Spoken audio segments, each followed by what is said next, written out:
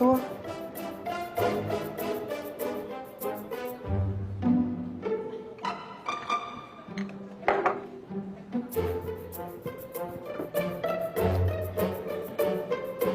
Ano to, Tommy? Cut ko sa espresso eh. Joel, nakadalawang espresso ka na. Inaanto kasi ako at chat ko parents ko kagabi.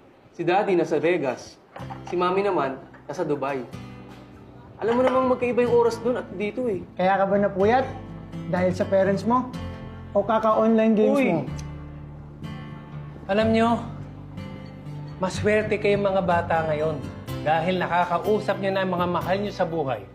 Kahit anong oras at kahit nasa ibang bansa. Nung nasa Saudi pa ako, ilang buwan ang inantay ko, marinig ko lang yung boses nitong si Tommy. Sa cassette tape pa yun.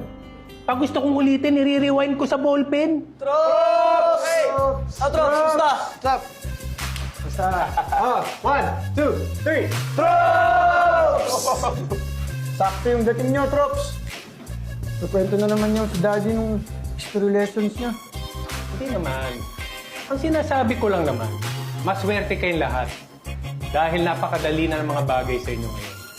Panahon ko, ang tagal, ilang taon, bago ko makuha yung gusto ko. Eh kaya nga ngayon, na ano... Nakalbo ka, di? Okay.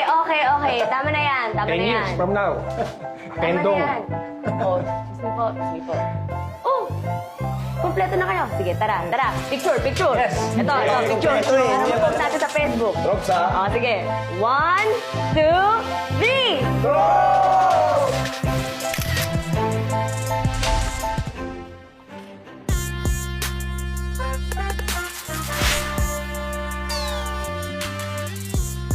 Grabe, kapag tinitignan ko tong picture nyo, parang tagal nyo na magkakakilala. Well, me and Kenneth here have been friends for a long time. We actually grew up together when my dad was based in Cebu. Habi mo nga magpalipat-lipat, di ba? Lumipat ka ng university. Nagpalit ka ng course. Patitirahan. Oh, narinig ka ata ng mom ko. Bigla siyang tumawag, oh. Guys, excuse lang, ha? Galang. Well, I'm happy magkasama kami ni John ulit. From Baguio, lumipad kami ng Dasma.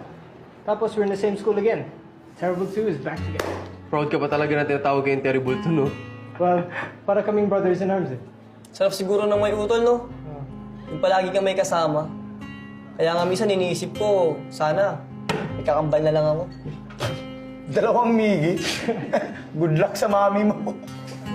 Ang Kenneth, naasar mo ako. Actually, buti nga nag-rent ka sa amin, eh. Malaking tulong yun kay Mamski. Alam mo naman na lahat ng trabaho papasukin yun kapag tapos lang ako.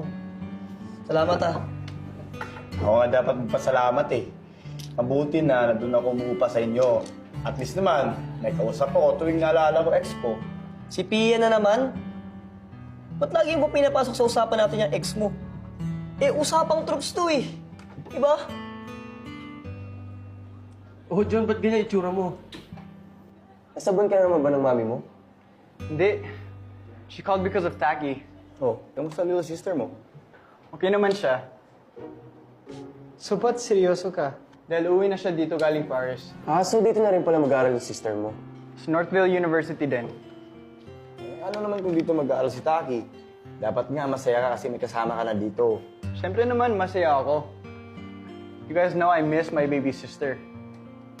Pero, what? It's been how many years since the last time I've seen her?